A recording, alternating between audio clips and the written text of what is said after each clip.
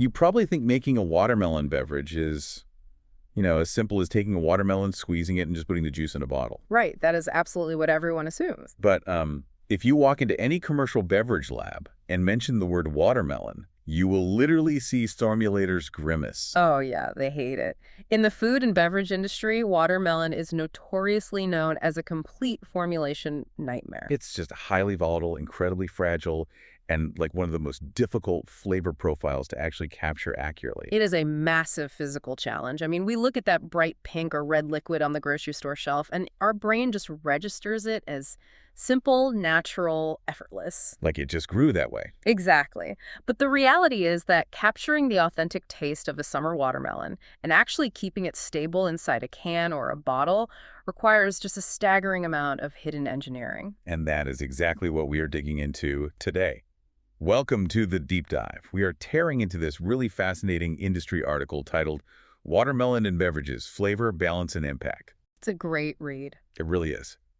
And our mission for you today is to unpack the intricate food science behind this totally ubiquitous flavor. Right. We're going to explore why taking something so universally familiar to you and scaling it up for commercial production is actually an absolute masterclass in sensory manipulation. And precision chemistry, because the gap between consumer perception and manufacturing reality here is just vast. It's huge. Food scientists have to pull off a monumental balancing act just to get your brain to say, ah, yes, that tastes like real watermelon. The source text paints this incredibly vivid scenario of how these product cycles start. Like, you can totally picture the corporate boardroom, right? Absolutely. The marketing team and the beverage developers are sitting around a huge table, brainstorming the next big summer drink, and inevitably somebody says, we should do something with watermelon. And the whole room nods because it's clean, it's refreshing, and the consumer is already completely primed for it. They are primed, yeah.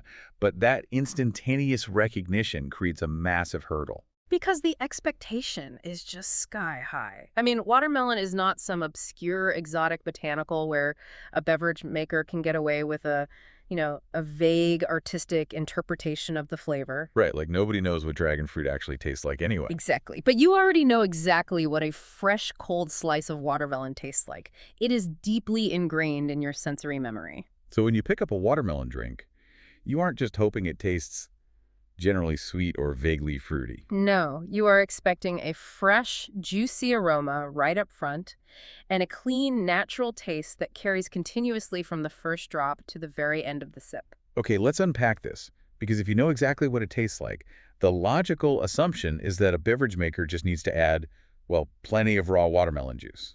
That would make sense, but the source points out a fundamental scientific catch. Watermelon has a naturally high water content, obviously. Obviously, yeah. But crucially, it has a much lower Brix level than almost any other fruit used in commercial beverages. Right, and just to clarify, Brix is the standard measurement of dissolved solids and sugars in a liquid, right? Correct. So high water and low dissolved solids essentially mean there is very little physical density to the juice itself. Okay, so it's literally just thin. Yes. And that lack of physical density is the root of the entire formulation problem. In beverage chemistry, dissolved solids do more than just provide sweetness. And what else do they do? They act as a physical matrix. They anchor the volatile aroma compounds. Like the tiny molecules that actually travel up into your olfactory system and tell your brain, hey, this is watermelon. Exactly. Because watermelon's Brix is so low, it completely lacks that dense anchoring matrix. So those volatile aroma molecules have nothing to bind to. Right. They have nothing to hold on to, so they flash off the palate almost immediately, leaving you with this watery, empty finish. So it's basically like architectural scaffolding, right? Yeah. Watermelon is the beautiful, gleaming glass facade of a skyscraper. I like that. But if you just try to stand a 100-story glass wall straight up on its own, it completely collapses under its own weight. It desperately needs a hidden steel framework behind it to hold it up. Well, as a highly accurate way to look at the mechanics of it, yeah. Without a structural framework, the delicate flavor profile simply washes out. But I have to ask, if the flavor is so delicate, so watery, and so structurally unsound, why do beverage makers even bother taking on the risk? That's a great question. Like, why not just stick to heavy high-brix fruits like mango or dark cherry that assert themselves easily? What's fascinating here is that the physical lightness of watermelon isn't a weakness. It is the exact feature that makes it so wildly appealing in the first place. Oh, because it's so easy to drink. Yes, that delicate, high-water nature is what keeps a beverage easy to drink. It's what sweeps the palate clean and makes the drink genuinely refreshing. Right, if it had the heavy syrupy density of a mango, it wouldn't be a crisp summer drink at all. Exactly. The trick for formulators isn't to fight its lightness or try to concentrate it into a heavy syrup. The trick is to use that lightness intentionally. By building that hidden architecture underneath it. Precisely. And that brings us right to the physical construction of a sip, especially when we look at the premium juice market. Which is booming right now. It really is. You grab a cold-pressed or high-pressure processing juice off the shelf because you want hydration and a clean label ingredient list. But the drink still needs to feel complete. You don't want to pay $8 for a premium cold-pressed juice and have it taste like, slightly flavored water with a flat finish. Definitely not. And the source material shares this great guiding philosophy for the process. It says, watermelon doesn't need to be forced. It needs to be supported. I love that quote. Because in the premium cold-pressed or HPP space, formulators cannot use artificial flavor boosters or synthetic gums or heavy commercial syrups to cheat the mouthfeel. Right, it has to be a clean label. Yeah, so they have to rely entirely on natural, functional ingredients to solve the physics problem. Wait, before we get to the ingredients, we could probably clarify the processing side. The source highlights HPP, high-pressure processing. Which is crucial here. Because if you were using traditional thermal pasteurization, just boiling the juice to kill off bacteria, you would just be obliterating those fragile watermelon aromatics anyway, right? Oh, completely. Applying high heat to watermelon juice instantly cooks those delicate ester compounds. It fundamentally changes the flavor from fresh-cut melon to something resembling a cooked vegetable. Gross. Yeah, nobody wants cooked watermelon juice. High-pressure processing solves this by using thousands of pounds of hydrostatic pressure per square inch. So it just crushes the bacteria. Basically, yeah. The pressure crushes the cell walls of harmful pathogens, neutralizing them without using any heat at all. Which allows those fragile, fresh watermelon molecules to survive the preservation process totally intact. But even if those molecules survive the pressure, they still don't have the bricks to actually linger on the palate. So how do formulators build that architectural scaffolding out of just natural ingredients? Well, experienced juice teams use complementary fruits. Most commonly, they'll use apple or pear. But they aren't using them for their flavor, right? Not at all. Apple and pear juices contain much higher levels of complex sugars and natural pectin. Okay. When blended with the watermelon, these denser molecules create this microscopic physical web in the liquid. A microscopic web. That is wild. Yeah, and when you take a sip, that web of pectin and sugar physically traps the highly volatile watermelon aromatics. Oh, holding them against your taste receptors for just a few crucial seconds longer. Exactly. It's all about extending the finish. But if you are building this physical scaffolding out of apple juice to protect the watermelon, how do you prevent the drink from just tasting like an apple blend? Right. How do you maintain the illusion of pure watermelon? Yeah. If we connect this to the bigger picture, it all comes down to the sensory threshold. What do you mean? Well, the singular goal of the formulator is to make you think, wow, this tastes exactly like real watermelon. The supporting fruits are measured with such exacting precision so that their flavor compounds fall just below the human sensory threshold of identification. Wait, really? So the flavor's there, you just can't quite identify it? Exactly. Your tongue registers the texture, the body, and that prolonged finish they provide, but your brain does not consciously register the flavor of an apple. So it just attributes all of that full-bodied texture directly to the watermelon. Yes, it is a literal sensory illusion. Your brain is utterly convinced you're just experiencing the most perfect, robust watermelon ever. While completely ignoring the structural fruits doing literally all the heavy lifting in the background. That is amazing. It's food science at its best.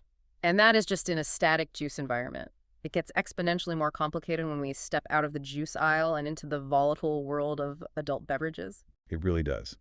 Ready-to-drink cocktails, the RTDs, and craft brewing introduce a completely different set of thermodynamic and biological challenges. Oh, absolutely. In an RTD cocktail, watermelon is the promise on the can.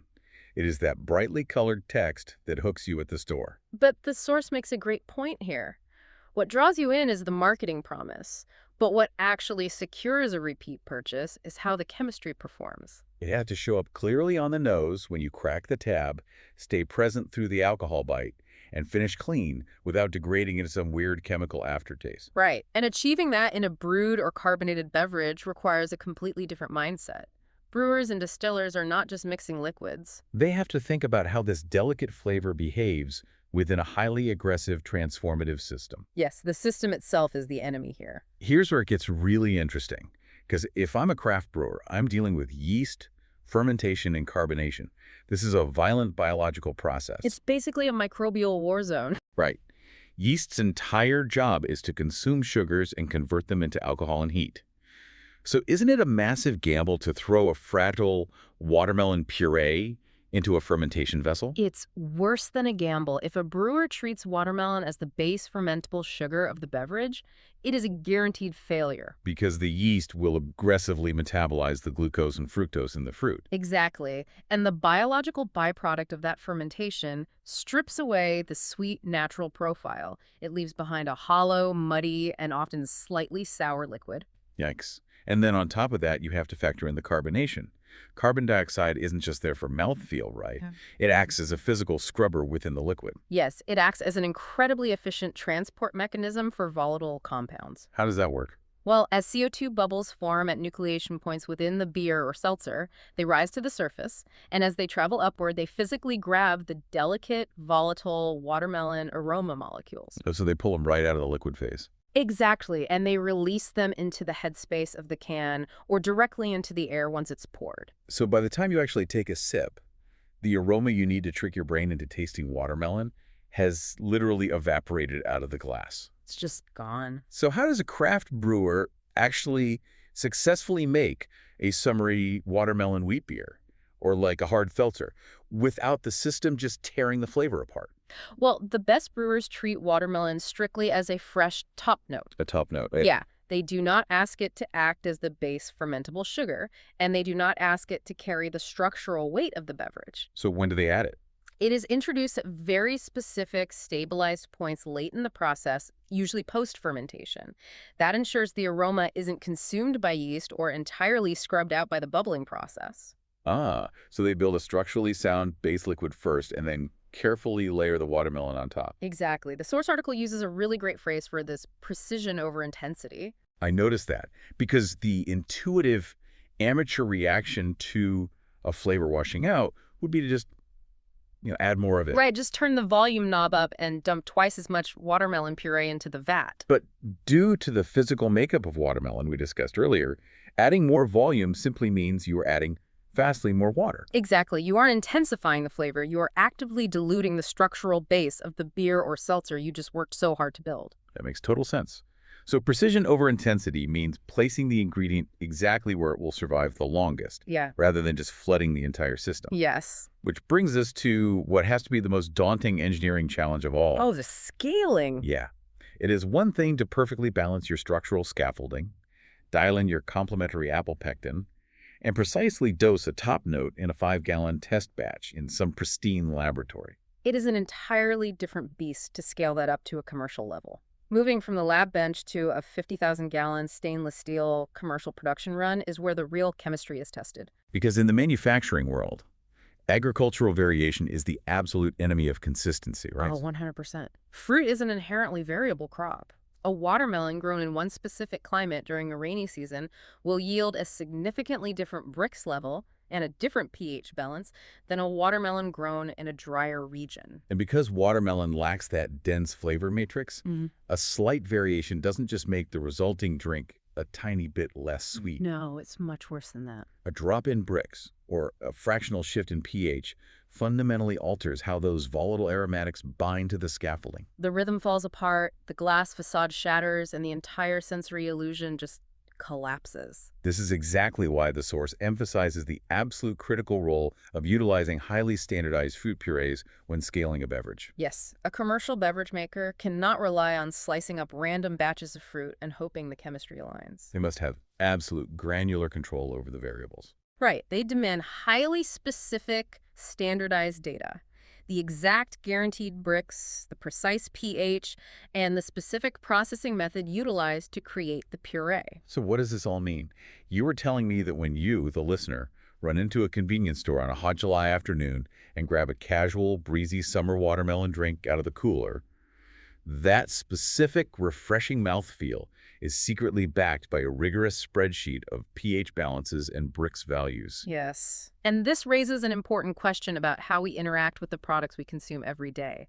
The casual effortlessness of that drink is highly engineered. It's all an illusion. It is. Yes, there are vast spreadsheets, there are intense quality control protocols, and rigorous mass spectrometry tests. Just to make it taste like a piece of fruit. Exactly. When a formulation relies on such a fragile equilibrium of complementary sugars, pectin scaffolding, and highly volatile top notes, rigid scientific data is literally the only tool a brand To has. ensure that the millionth can rolling off the production line tastes perfectly identical to the very first prototype mixed in a beaker. It is deeply counterintuitive. To make something taste completely natural, unprocessed, and effortless at a commercial scale, you actually need an overwhelming amount of control, data, and manipulation. Right. The tight scientific control is the only thing that allows the natural illusion to exist at all. Without that strict data control, the illusion shatters immediately. The drink tastes watery, or artificial, or just disjointed. But when the chemistry is perfectly aligned, the final result feels like absolute magic to the palate. It really fundamentally changes the way you look at a beverage cooler. So for you, as you go about your week, here is the core takeaway from today's deep dive. Great beverage makers don't just dump watermelon juice into a vat and call it a day. Not at all. They respect the physical limitations of the ingredient. Yeah. They actively build around it. They support its delicate nature with the hidden architectural scaffolding of complementary fruits. They place it carefully as a top note to survive violent fermentations. And they obsess over the scientific data to let that delicate flavor actually shine. They treat the fruit as a complex chemical system worth understanding, rather than just some flavor trend to be exploited. And that rigorous engineering mindset is really the only difference between a drink you take one sip of and throw away and a drink you continually reach for all summer long. Absolutely. So the next time you crack open a refreshing watermelon cold-pressed juice, an RTD cocktail, or a craft beer, take a second before you drink it. Look at the liquid and appreciate the invisible architecture at work. Think about the hidden Brix balancing The structural matrix of pectin holding the flavor together. and the meticulous pH spreadsheets that made that one seemingly simple, perfect sip possible. It is a genuine feat of modern food engineering, which leaves us with a fascinating thought to ponder long after this deep dive ends. Yeah, if something as universally familiar, historically natural, and seemingly simple as a watermelon drink requires this much hidden, rigorous engineering just to taste natural to our palates, Right. what other simple flavors in our daily lives are actually masterclasses in sensory illusion? Think about the invisible magic trick sitting right there in your fridge. Until next time, stay curious.